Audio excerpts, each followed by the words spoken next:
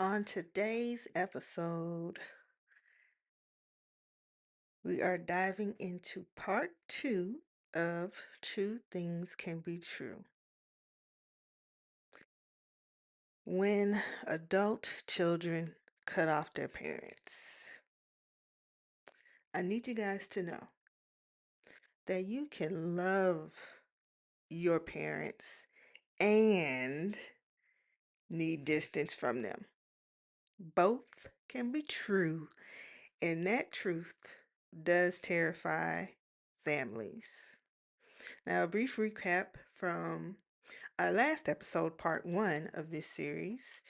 We talked about the gender wars and how oftentimes we can see on social media the clips when a person is talking about the other gender.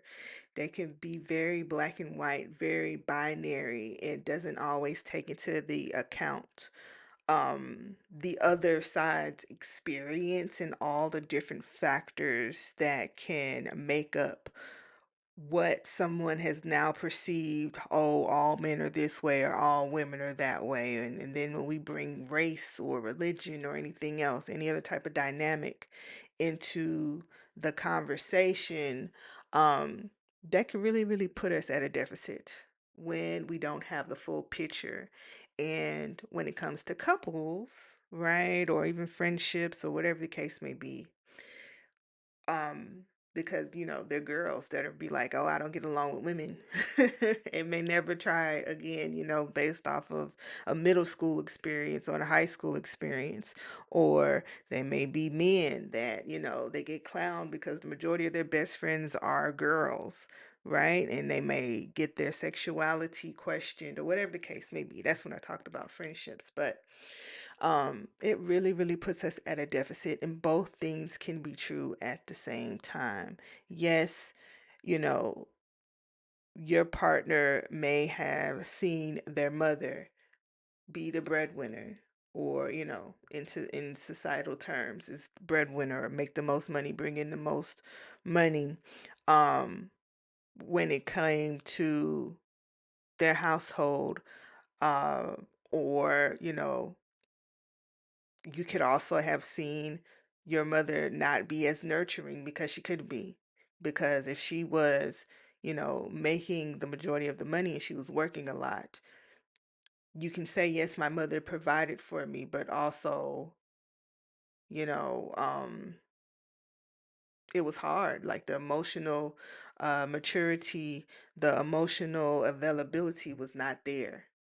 Right? So both can be true at the same time. Or, even in relationships, a man could feel as though, okay, this woman only wants me for my money, but also use that as a selling point, okay? When they do talk about, being flashy and showing off in front of other men, that sometimes being the first topic of conversation when men network with each other, not even network, but they could be at a cookout and never met each other before, and the first thing they're asking each other is, what do you do for work?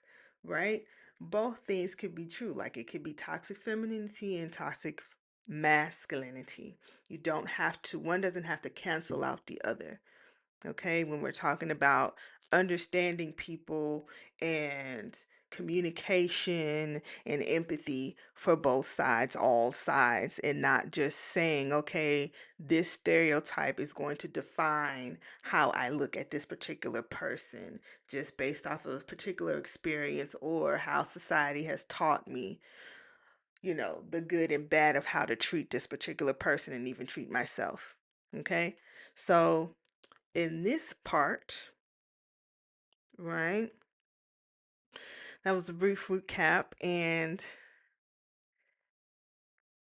I, you know, I've had my own experience when it comes to at least distancing myself from relatives, distancing myself from parents. You kind of start off small, right? When you go away to college and you're trying to figure out life, right? That time, I think I was 18, 19, going away to college, and that teenage year is usually the roughest year between a child and a parent, and that's the time where we start to look at our parents and we're like, hey, this part that you do, I don't want to be nothing like that. So there's friction there, and the parent is no longer looked at as you know, the perfect superhero that can do all things at that age.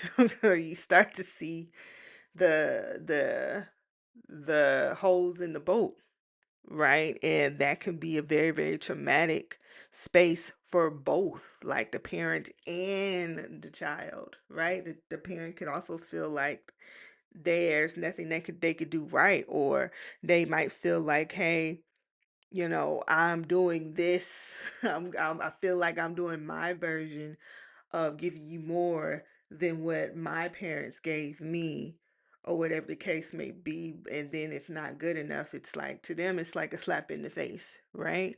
um but yeah, when I said started small, like,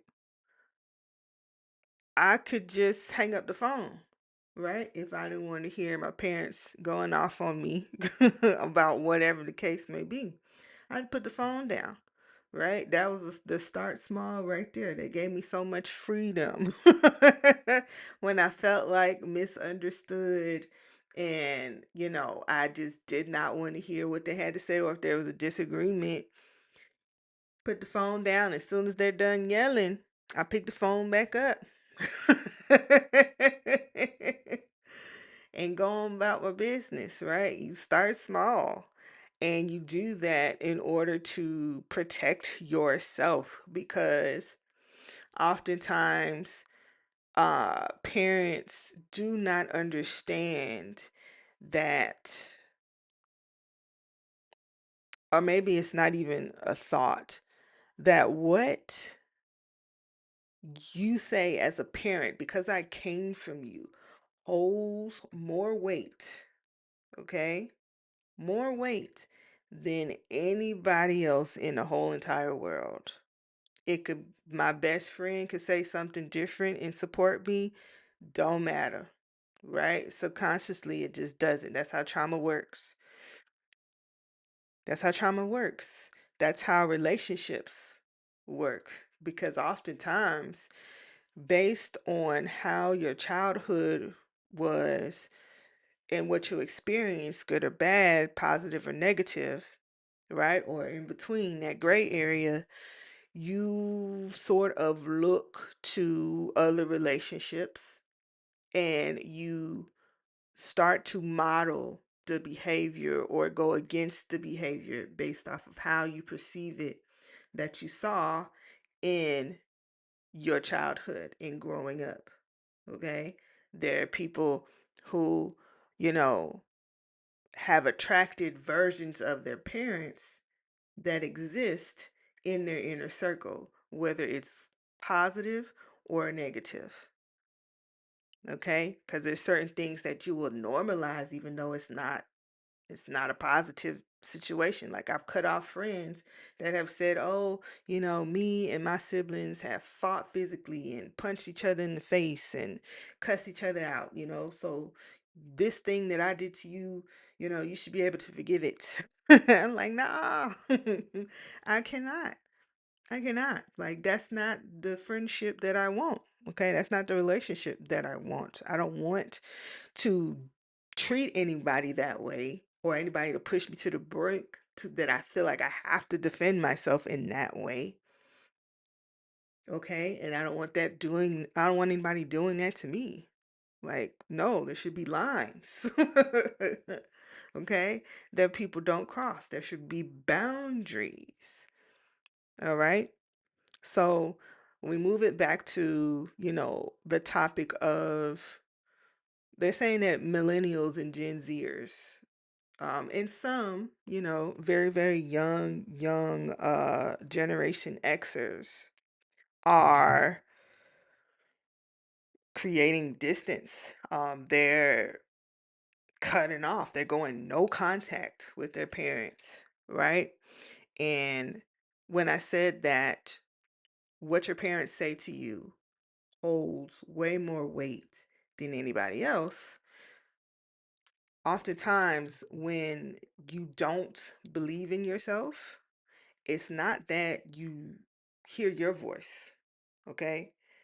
Oftentimes, you're hearing your parents' voice. That's how that goes. So, when does this happen, right? The common catalyst is usually unhealed trauma, boundaries that were ignored, repeated dismissal, um, the whole best effort equals does not equal no harm, right? Just because you felt as though as a parent you did your best, it doesn't automatically equal that you didn't cause harm. It just it just doesn't, right? And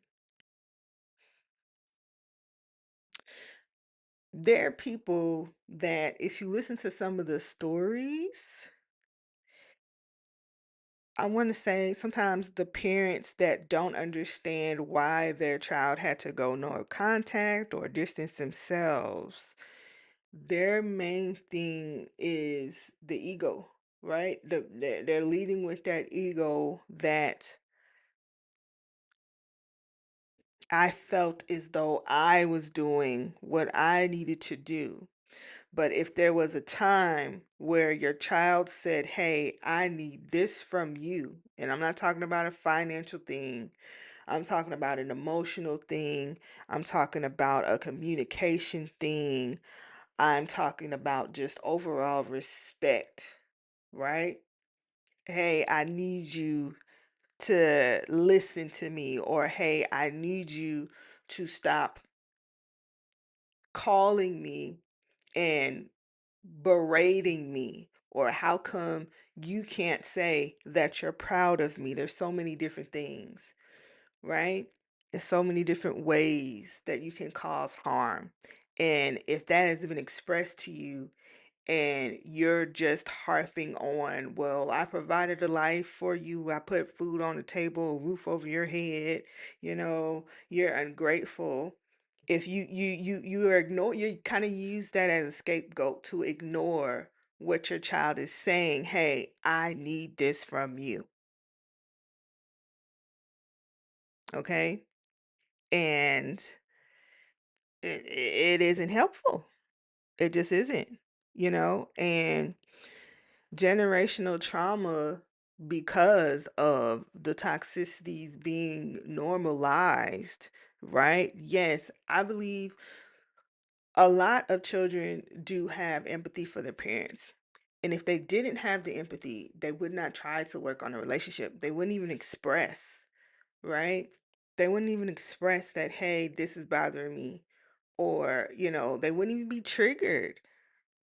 Okay, they're triggered based off of the things that you do outside of, the provisions that you provide, which are, listen, listen, listen. You don't get a gold star for doing what you're supposed to do. Okay, the basics: roof over the head, food on the table, helping people through school, things of that nature. You don't get a gold star for that. Like, once you decide to have a child, that's your responsibility. It just is. Right? No, it's not. You can buy them a Toyota, right, Camry. Um, you don't get, extra points because you bought them a Land Rover. You're not better than the other parent that can only afford the Toyota Camry. No, no, no, no, no. Right? Okay? Um, it's very dangerous. It's very, very, very dangerous. And I've talked about this on the show before, to just limit being a good parent to what the parent can provide materialistically, right? Or the basic necessities. Drop me off school, pick me up at school, make sure I get to practice on time, or whatever the case may be. Then the basics, right? Um, it's called a whole relationship, because guess what's going to happen? Guess what's going to happen? The friend that you didn't like, um, that your child was around and the child was heartbroken over it, or um the girlfriend or boyfriend they had that you was like, no, they gonna get you in some trouble, right? That child has now identified whatever material thing that other person has been able to provide as all they need to look at, right? If they're never telling you, hey, like, I feel this way when you do this, when you say this, right? It's a problem. Because if you have a child that does that, they're going to attract toxic people that all that person has to do is take them out on a nice date. And regardless of whether that person is disrespectful to you, to them, a liar, thief, got them into trouble, got them arrested, car accidents, kicked out of school, whatever, right? Just because that person showed the bare minimum, okay, and they've accepted it, that's the type of person you end up raising, right? And it's dangerous. So it can't be just, oh, I made sure they had clothes and food. That's not it. Because if it is, it's very, very dangerous. Very, very dangerous. Okay? Now, the truth of the matter is, yes, the parents usually do what they know. Okay? But as a child, that child's nervous system, their emotional space, their brain still can register harm, right? So both can exist,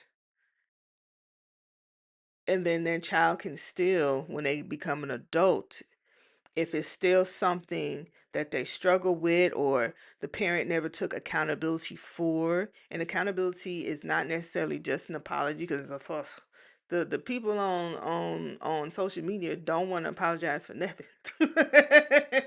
They just want you to focus on them being a basic parent, which is the provisions, right? But but okay, the boundary is I need to protect myself so that I can work through this, because you're still this way as a parent and it still affects me.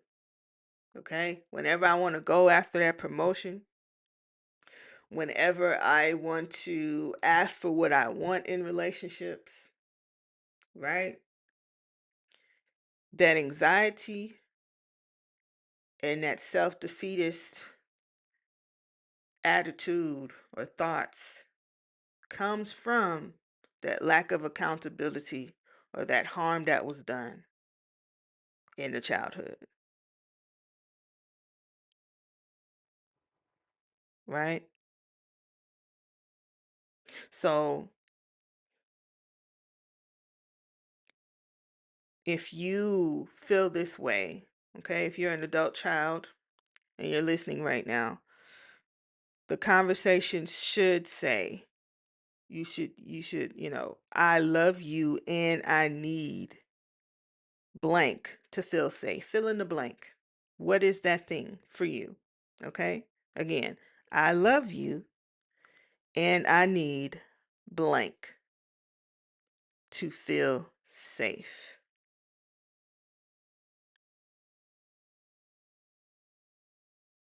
Okay? Now, a somatic cue, when you're trying to process like your emotions or what you should do about your relationship, whether you're a parent or you're the child, uh, you know, try putting your hand over your heart, verbalizing the mixed feelings aloud when you're by yourself. Okay? That can definitely, definitely, definitely be helpful. Now, also, when you use your chart, okay, that numerology, that astrology, right? This is why I love these things so much. The human design, right? It can help. It can help. I when you look in your astrology chart, for example, the where the moon is, your moon sign. When you go to astro.com or astroseek.com, you get your full chart, right? Yes, you have to learn your birth time.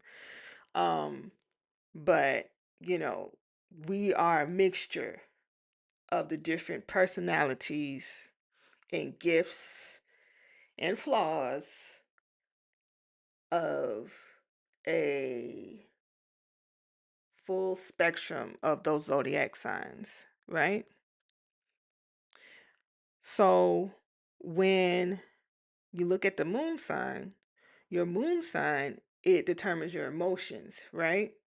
And like, for instance, my moon sign is in Cancer, okay? So my moon sign in Cancer, Cancers are nurturing, emotional. They often love to be at home. They love family, right? Being around family, being around loved ones. They love beautiful things, right?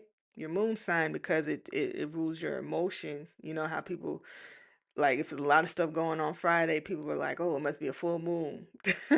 Like, that's where that comes from, right?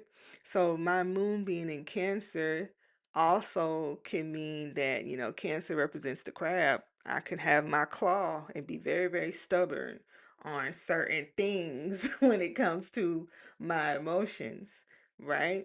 And my emotions, like moon, can be up and down, left, right, from one second to the next, but only people that see it are my loved ones, right? But also that moon in Cancer, or your moon sign, also represents, whatever your moon sign is, represents your maternal experience, right? So my maternal experience is my mother was nurturing, but she's overbearing, okay? And she was stubborn and traditional, right? Like, people with that moon sign, with the Cancer and Cancer is the zodiac sign that rules the moon, okay? Rules over your emotions anyway, so it's exalted, right? When it's in that sign, is the overbearing, overprotective type of mother, maybe sometimes overly critical, of themselves and things of that nature. Like, I was not the child that was allowed to go to sleepovers. Um, like, my maternal experience was my mother having a hard time of seeing me outside of just being her daughter, right? Which caused a lot of friction in our relationship. So when you look at your chart, okay, and you get your chart, if you want to sign up for a reading, I do those readings on liveandbegreat.com. If you go under my intuitive and astrology readings, I can tell you exactly, right, what your maternal experience was like. And yes, clients, I haven't gotten the inaccuracy at all. And there's certain people that, don't really like people in their business, but don't want to have a hard time saying that their parent, if they watch their parent go through a hard time in life, right? Or watch their parents go through certain relationships, or, um, their own, like, if they know that history of their parent, they oftentimes, or their parents has passed on, right? They oftentimes don't want to say anything negative, right? Or that could make their parent look like they're in a negative light. Very, very difficult to for a lot of people to actually say, hey, my parent hurt me. It just really is because they don't want, especially if they've tried to explain it or express it or they've been triggered in conversation before, and the parent just went into straight on, but look at all of that I've done for you. Focus on what I've done good. Don't focus on the bad. If the parent has gone that way, it can cause you to close off and withdraw, right? But I've had clients where I've done that reading, right? And we've talked about their maternal experience or their childhood trauma, right? And their father experience, so that's in the chart too, and it's been accurate. Even those people who were afraid, and I'm talking about every age range, right? Every age range, boomers, like Gen X, everybody, right? Been afraid to say exactly what that was, but based off of the chart, hey, this is what it was. This is what it is. I understand that. Let's work through it. Let's address it. Okay? It's very, very helpful. Very, very helpful. But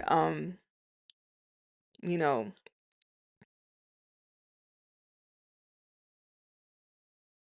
this will be helpful. Okay? These are things that are helpful when trying to validate your own feelings, um, and address the issue the right way, right? That while protecting yourself, right? Or getting the courage to speak your mind, or getting the courage to try to do your part to help the relationship, right? And parents, if you're listening, if you don't acknowledge what you've gone through, okay? And I'm not talking about my parent did this and I still love them. I was never disrespectful for them to them, and I was always grateful.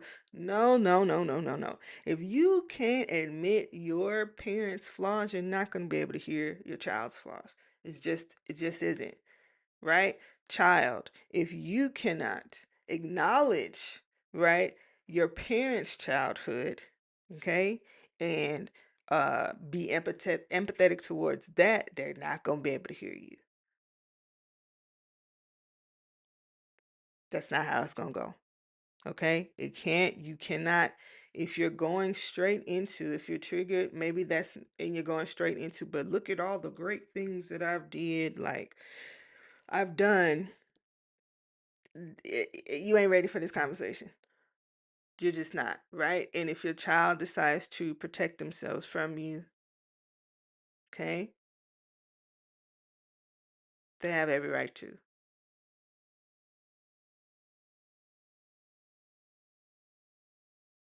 Now, another ritual that you can do to prepare for this conversation or prepare for this journey is you can write two truths on a paper, fold it into a heart, burn safely as a release, right? You put the negative truth and the positive truth because we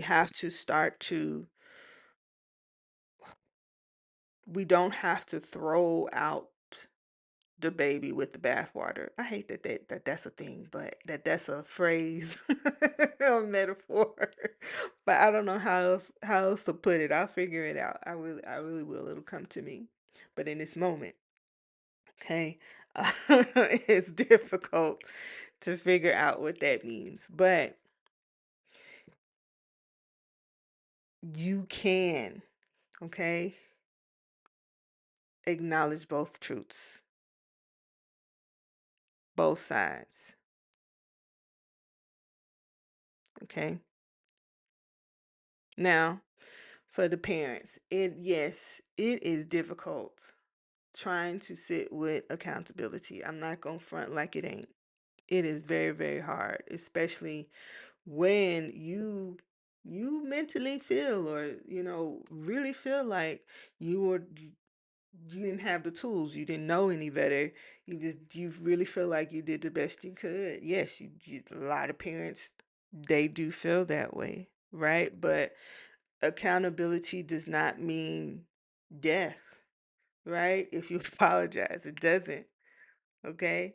The only thing that has to die is that version of you that was toxic and caused harm to your children. That's the only version. All of you does not have to go. Okay? So when you sit with accountability,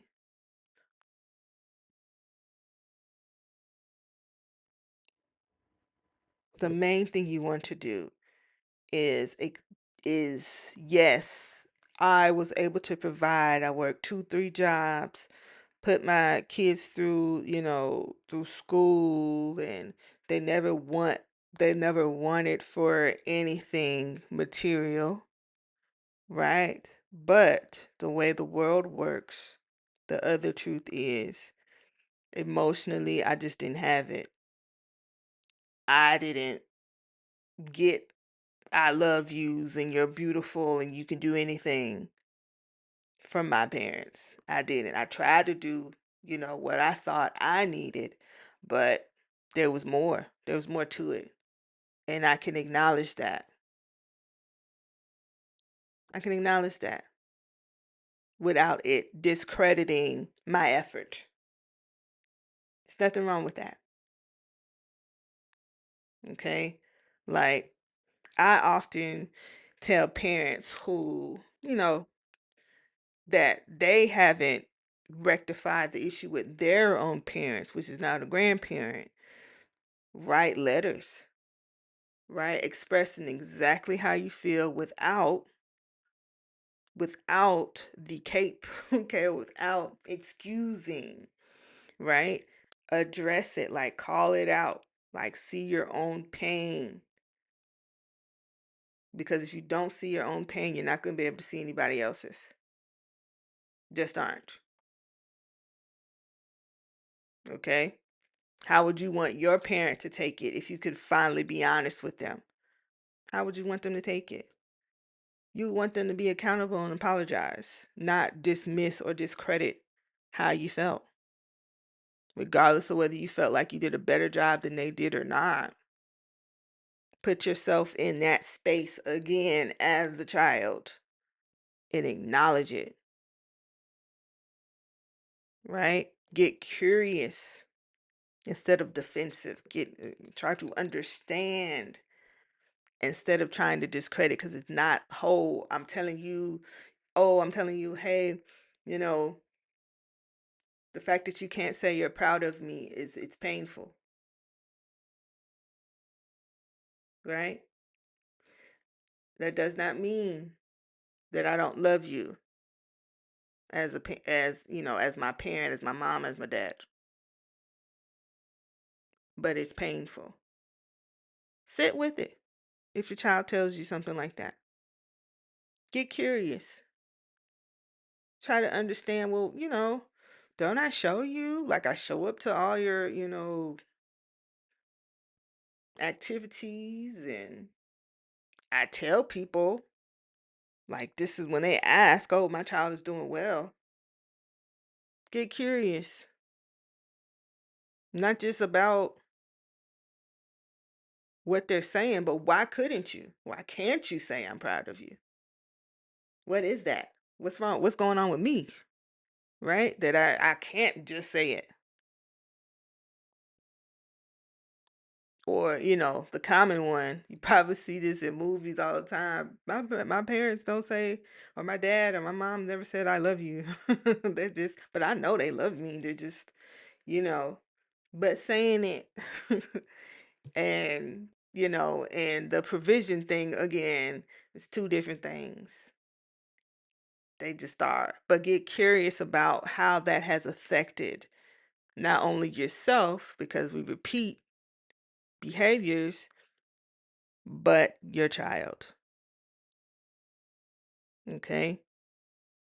Write an apology letter to yourself for those who, may be bumping heads with their adult child, but their parents have gone on. Yeah, you can write a letter talking about how, you know, they may have caused harm, but maybe apologize to your younger self. as a parent. Like write down what you would have wanted your parent to hear if they're no longer here anymore before you go back to trying to heal the relationship between you and your adult child.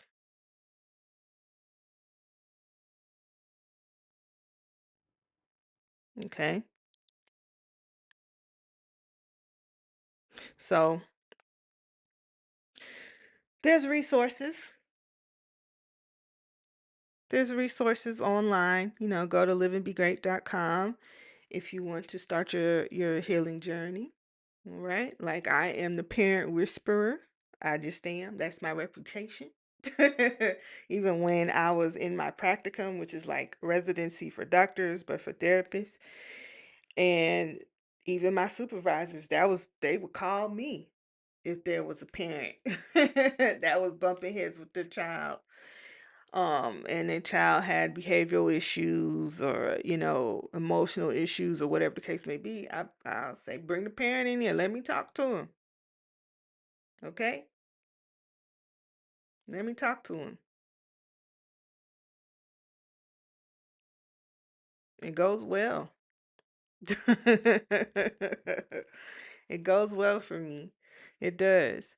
It goes well for the parent and the child, right? Sometimes you do just need somebody that isn't biased and is in the in between. Okay, doesn't know you guys from Adam, but can has the vantage point, right? Is in the tower, looking below, looking at the strategy, looking how all the different positions that each player plays in order to get you to reach common ground, work together in order to win, right? There's nothing wrong with that. Personal therapy, of course, or life coaching, you know, which is what I offer. Go to liveandbegreat.com and set up a free consultation. All right. Also have an Ask Me Anything. I Ask Me Anything where I put on my intuitive guidance cap call that you can book. Okay. If you just feel like you need a quick, like, I just need an answer to this question. I just need somebody to hear me out. I have that. Short to the point. But also, of course, regular sessions are helpful to get you to where you want to be in all aspects of your life. Go to liveandbegreat.com. Okay? So, the affirmation I want you to write down is distance can be protective, not punitive. Again, distance can be protective, not punitive. So it does not have to mean that this is the end. It does not have to mean, hey, the you're the worst person on the face of the earth and there's no coming back from this. No, it doesn't have to mean that. If you actually put in the effort to hear each other out, okay? If you speak up and the people that actually try, they actually do get to say truthfully, I care. Not the ones who dismiss it on either end, right? No, it's not okay it's not really okay just to go non-contact without any explanation. No, you have to try first, okay? Your parents, they may have been responsible for the trauma during your childhood, but you are responsible for healing from it. You can't put that on them, right? If you become alcoholic, if you become, if you never go after any of your dreams based off of your childhood, if you're horrible in actual relationships, your toxic partner, you're cheating and beating or whatever the case may be, being toxic, being volatile in your friendships, relationships, or even with your children, that ain't on your parents, it's on you. at the end of the day. Okay? Do the work to heal from it. And if you feel like, you want to put your best foot forward to actually heal the relationship, try doing the things that were suggested in this podcast. Okay? First, before you call it quits. And if you called it quits, parents, all you can do is respect it if you're not willing to do the work yourself to repair the harm that you may have caused your child.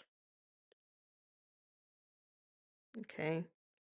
I encourage you all, share this episode privately with somebody struggling to explain their choice to go no contact, or um maybe a parent that doesn't understand why their child has gone no contact, right? Share this episode.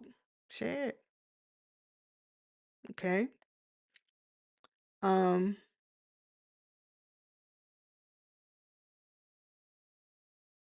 yeah. I hope you guys have enjoyed this two-part series. I'm thankful, I'm thankful, I'm thankful. Okay? That you have decided to listen to me today. I'm very, very grateful. I hope this can be helpful to you, you know. Um, Feel free to always reach out to me if you have any topics that you want to discuss. You can DM me at live and be great underscore Latanya on Instagram. You can reach out on my email, liveandbegreat@gmail.com. And yeah, follow me on all social media platforms. Okay? Comment under the podcast wherever you're listening. Let me know how you're feeling. All right? Remember, multiple truths, one mission, which is to live and be great. I see you next time.